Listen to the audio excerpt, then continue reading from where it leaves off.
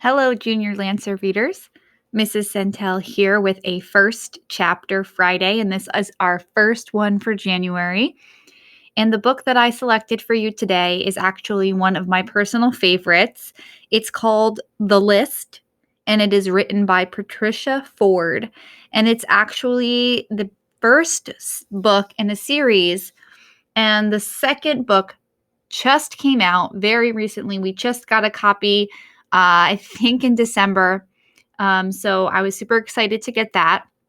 I don't know yet if that's the end of the series or if the series will continue, but I can tell you that the first book was very exciting. It is a dystopian type of novel, and it is super exciting from the very start. And what I liked about it most is that it is quite different from a lot of the other dystopian books that I've read. So I'm going to go ahead and read you the synopsis of the book, and then I'll go ahead and start the first chapter. I'll tell you that on the cover it says, "Some words are more dangerous than others." And Ian Colfer calls this the fantasy book of the year, even though I don't know that I agree with his classification of fantasy. Again, I feel like it's more dystopian, but you have to read it and tell me what you think. So on the back it says, "How many words do you need to survive?" The city of Ark is the last safe place on Earth. To make sure humans are able to survive, everyone in Ark must speak List, a language of only 500 words. Everyone, that is, except Letta. As apprentice to the wordsmith, Letta can read all the words that have ever existed.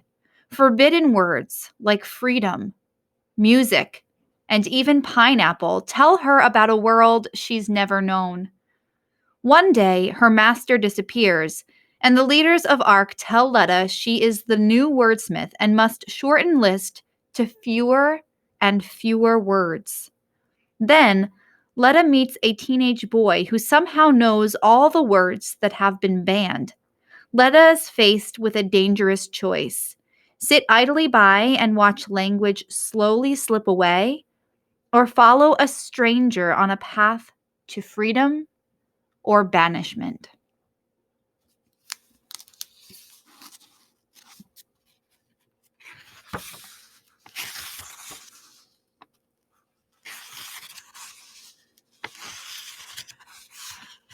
Prologue.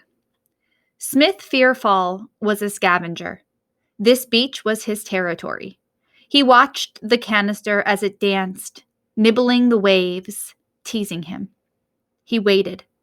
He was good at waiting. Finally, his quarry came within reach. He waded out. The plastic that covered his trousers snapped and crackled in the gale. The canister moved away from him. He waited, eyes on his prey, his mind fully focused. Once more, the silver glint of the metal cylinder cut through the salty water. Smith reached out and felt the hard metal beneath his fingers. The canister slipped from his grasp. He lunged and caught it once more. He wrapped both hands around it and cradled it to his body. When he'd returned to the beach, he examined it, the sharp sand stinging his eyes. He noted the red star and the string of letters, Nicene, but they meant nothing to him. He shoved the canister to his hemp bag.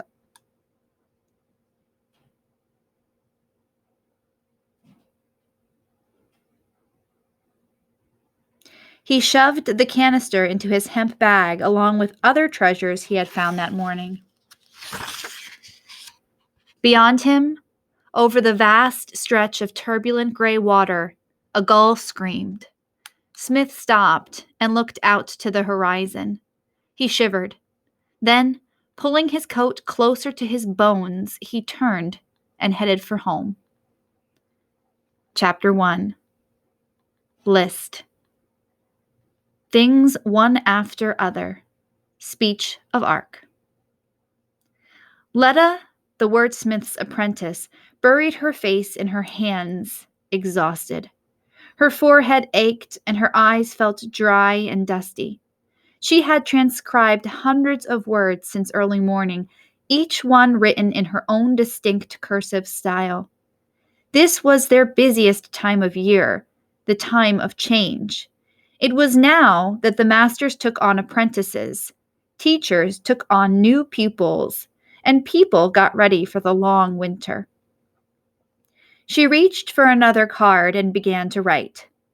Search, to explore, to look for, an investigation seeking answers. She stopped for a second, resting her pen on the edge of the table. The evening light threw shadows on the walls and added to her anxiety. She had to do something. She couldn't sit here waiting for Benjamin to tell her why a Gaver had seen fit to visit them. She got up and walked to the living area, stopping outside Benjamin's study. There, she hesitated. The voices from the inner room rose and fell, words slipping and sliding between the two men. Letta turned to the small round table and, with great care, filled the cups that stood waiting on the metal tray. 2 cups. The boiling water released the earthy smell of burdock, its pungent depths filling the room, deep and clay-like. She picked up the tray and moved to the door. Should she go in? Through the slit in the wooden door, she could just see the heavy drapes covering the window, the old green armchair standing on its 3 legs, the 4th corner supported by a block of timber. Beneath it, the white marble floor, smooth and cold. She took a deep breath and shifted the tray to her left hand. With the knuckle of her index finger, she tapped a dull tattoo on the door.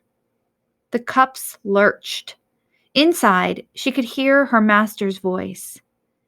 "But, sir," he said, 500 words? It's not human." The Gaver's answer came swiftly. "List 700 words now," he said. "Too many. Why make work for self?" But, Letta flinched at the despair in her master's voice. The Gaver laughed. "Ark needs less words," he said. "Words no good. Words bring trouble." Letta stood frozen, her hands still raised, the hated beat of the Gaver's speech affronting her ears. The door opened, swinging toward her. Letta jumped. The tray wobbled. The Gaver stood there, his shaved head shining as though a yellow light glistened beneath the skin. With one hand, he took the tray from her. He placed his other hand on Letta's shoulder. "No harm," he said, his slow-eyed stare transfixing her. "What this?" "Tea?"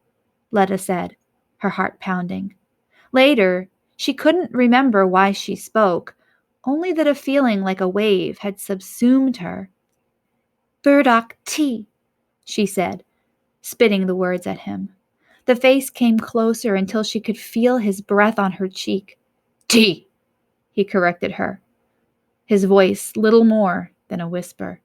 "Tea. No burdock tea. Burdock not list word." Without taking his eyes from her face, he dropped the tray, letting it clatter to the floor. The crash echoed through the old house.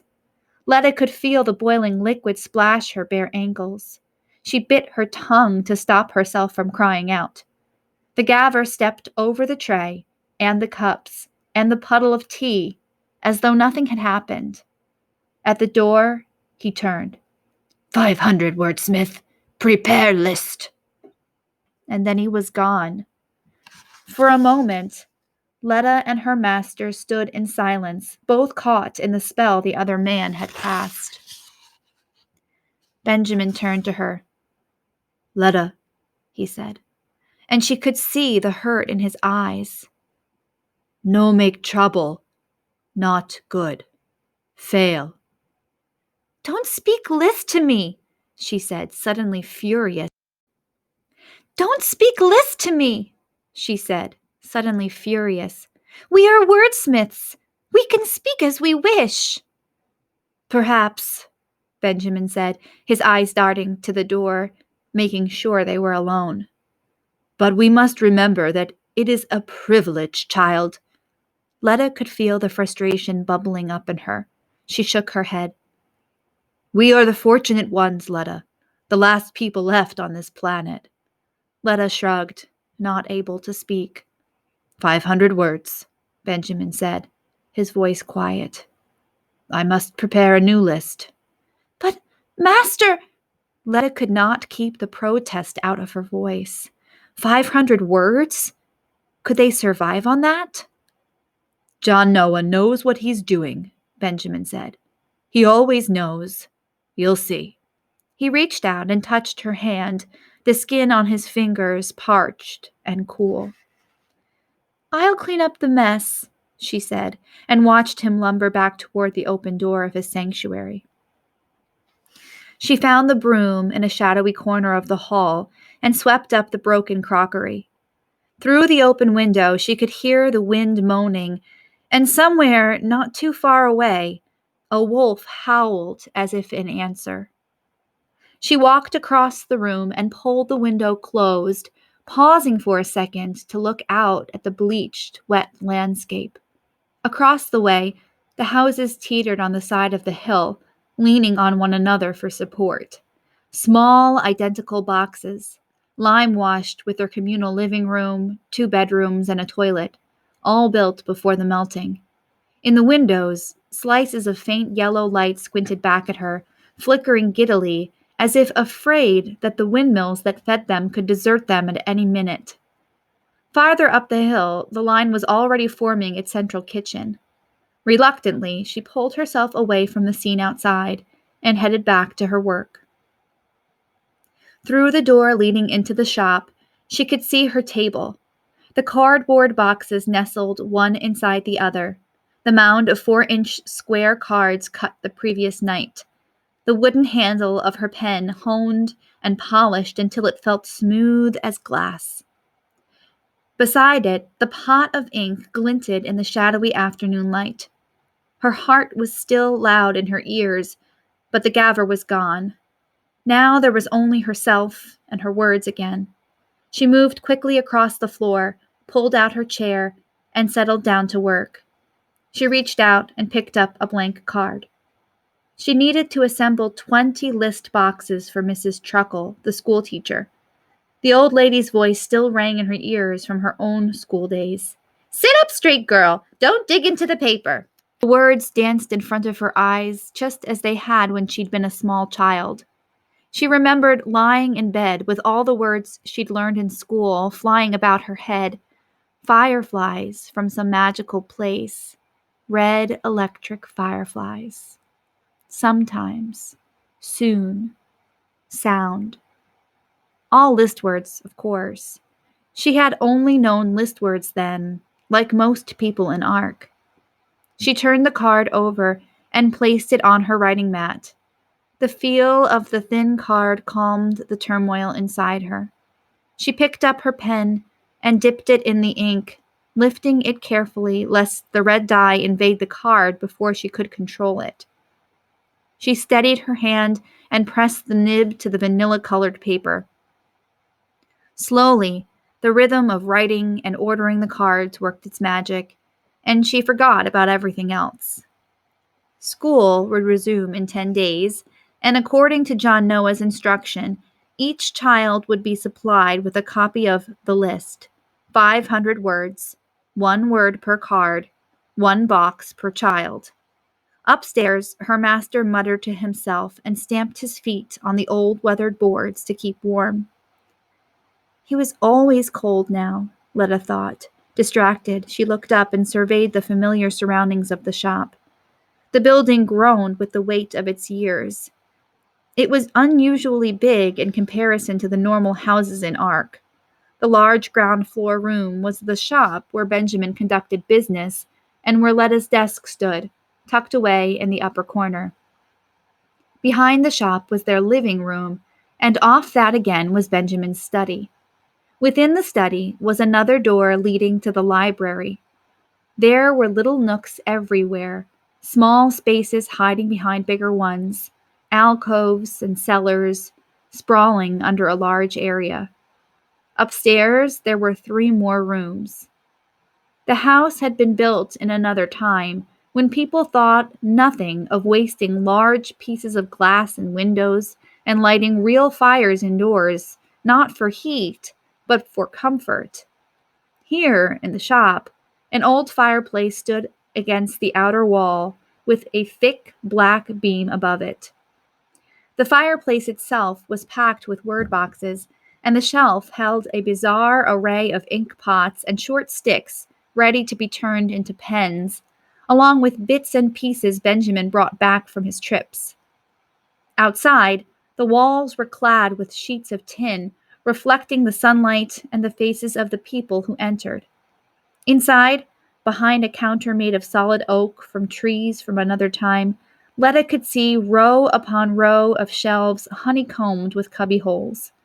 The cubby holes cradled the vanilla-colored 4-inch square cards, and the cards held the precious words. Around her were the many relics of another world, such as the big glass eye of the holographic dome, in which Letta could see her own reflection, with her sharp green eyes and shock of red hair, looking back at her. She sighed and went back to her work, moving on to the words that were to be taken out of circulation. Those words were kept here in the shop. From time to time, Benjamin took boxes of words to Noah's house, where Letta supposed they were stored out of harm's way. She flicked through the cards in the box nearest to her. Dream, hope, love, faith. She pulled a card at random and read it, silently first, then out loud. Dream, dream. She didn't hear the old man come in again and jumped when he spoke. Dream, a cherished desire, he said. Now, where did I leave my bag? It's here, master, Letta said, handing the heavy leather satchel to him, not sure whether he was annoyed with her. I seem to lose things a lot more than I used to, her master said, taking the box and peering at a piece of paper he held in his hands. Letta looked at him and noticed the deep shadows under the red-veined eyes, the yellow, shriveled skin that clung to the sharp bones of his face, and the chalk-white hair that he brushed across his brow. The new list will be ready before dark tonight. He didn't look at her. 500 words. A major edit on the orders she had already filled. Was there anything in the drop box today? The old man asked her. The drop box, attached to the front of the shop, was where citizens of Ark were required to turn in any stray words they discovered. Just one word, she said, handing him a card. Aunt. I met the boy who dropped it off. He found this piece of paper in an old box, but he didn't know the word. Aunt, Benjamin said softly. How quickly people forget. When I was a boy, such words for these creatures were commonplace. But now the only word we use is insects, Letta finished the thought for him. He shook his head. There is something I need to tell you, he said. Letta waited, biting her lip. Yes, master? She asked. I have to go away sooner than I thought. I'm afraid I must leave at first light.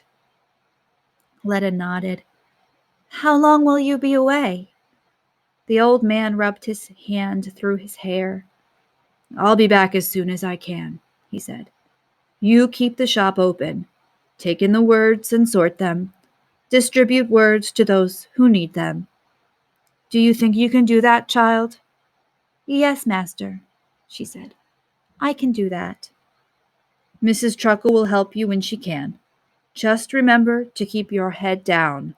Speak list. Don't draw attention to yourself. Letta sighed. She wasn't sure she wanted her old teacher helping her. Her master's words cut across her thoughts. There is a lot of unrest out there, he said. Outside Ark? Letta pressed him, fascinated and terrified all at once. The old man shrugged. Maybe even inside Ark, he said. Benjamin turned away from her and very slowly started to climb the stairs. Not for the first time, she gave thanks that she had a home here in Ark. After the melting, so many people found themselves cast adrift, lost in a dangerous wilderness with no one to help them. But her parents had been followers of Noah. They had come to Ark before the last days, and she had been born here. Benjamin was right when he said she was privileged. There were many who had not been so lucky. Letta pushed her thoughts to one side and set about packing a bag for her master. She went into the living room and headed straight for the water bottles. They still had a few days' worth of water, so she took 3 bottles and put them carefully into the old bag. She held back only one small bottle for herself. She was sure Werber would give her more if she really needed it, but Benjamin might not come upon clean water for days. His food he would collect from Central Kitchen. Mary Pepper wouldn't be happy about it, but it was another privilege of the wordsmith. He had a duty to travel outside Ark in search of words, and therefore he had the right to bring food with him. She moved swiftly to the old cupboard that stood by the wall and pulled open a drawer. There were all his scraping and cutting tools. She picked them up and was about to deposit them in the bag when she paused. She took the little knife he used with his simple wooden handle and sharp curved blade. She closed her eyes, feeling its weight in her hand. She tried to imagine herself out in the field, hauling some long-forgotten artifact from the loose soil. A box, yes, a box that had once held exotic food. She would carefully clean away the mud and silt, and there, underneath, she would find the label. Torn perhaps, but still readable. The words just sitting there, black on white. She would peel the label off with a knife and put it between 2 sheets of clean paper, and then she would see what it was that she had discovered. A new word, a word long forgotten, something from the other time, the time before the disasters. She wouldn't know what it meant at first, but she would deduce its meaning from the context or ask an elderly person who would remember it from their youth. She needed a long walk, she thought, stretching her aching back. Fresh air, a snatched break before the night's work began in earnest. Her master didn't like her going too far from the shop, but she had to have air. She pulled on her coat, the raw cotton coarse against her skin. Benjamin had clad the coat with plastic he had found on one of his trips, so it almost kept the rain out.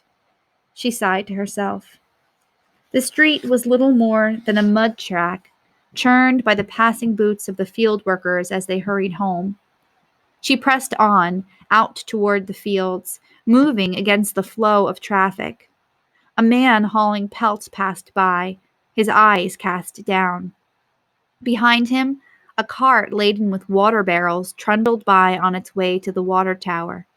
A group of children, freed from the harvest fields, ran past her, shouting and whooping, their tally sticks beating against their chests. Did they know they had just lost 200 words? Words they would never know or soon forget? She would walk as far as the first potato fields, she told herself, and then turn back. She would still have time to pick up their evening meal from Central Kitchen, a Monday meal, vegetable soup, parsnip cakes, and green beans. She hated parsnips.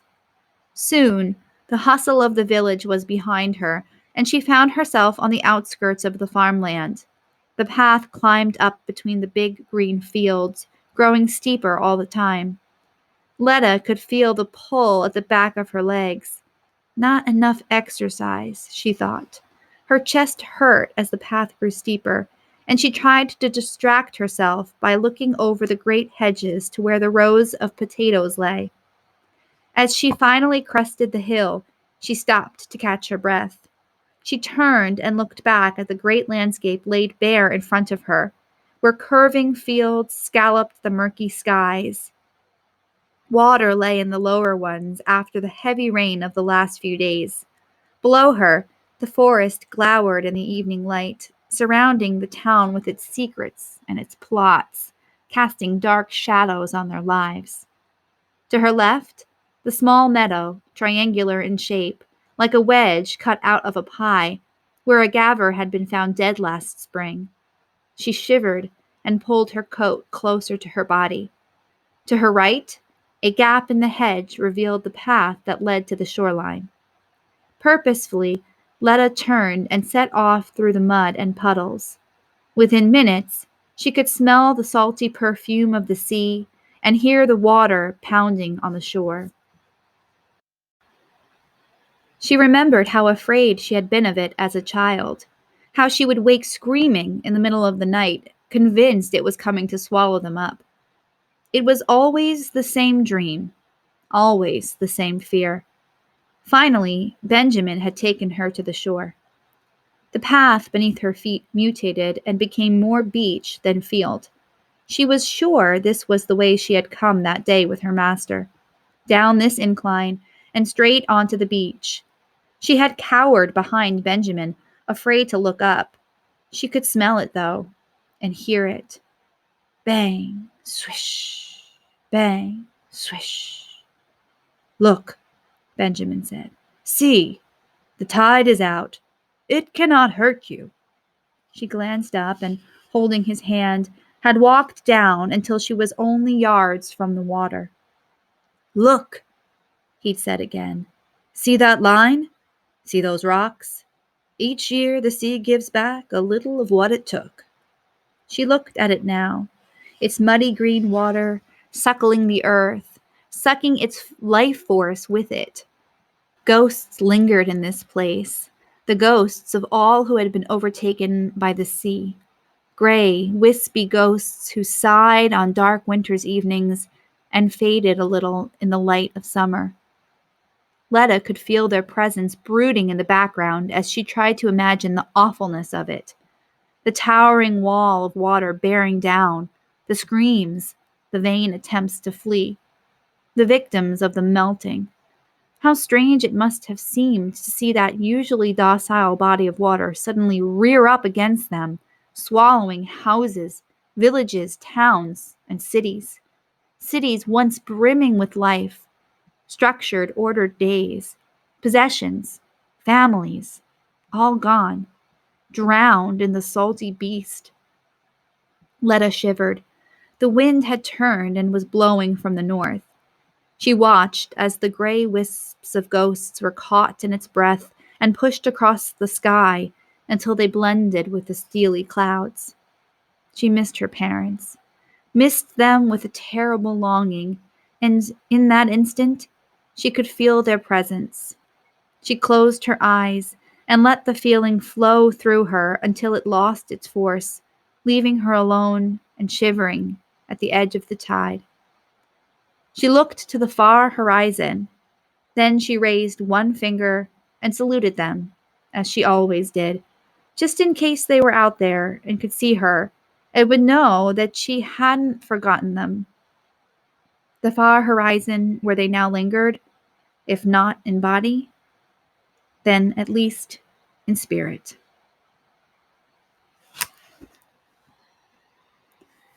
So that's the first chapter, and I think I forgot how good this book was, but I was just as engrossed in it this time as I was the first time, and I hope that you were as well.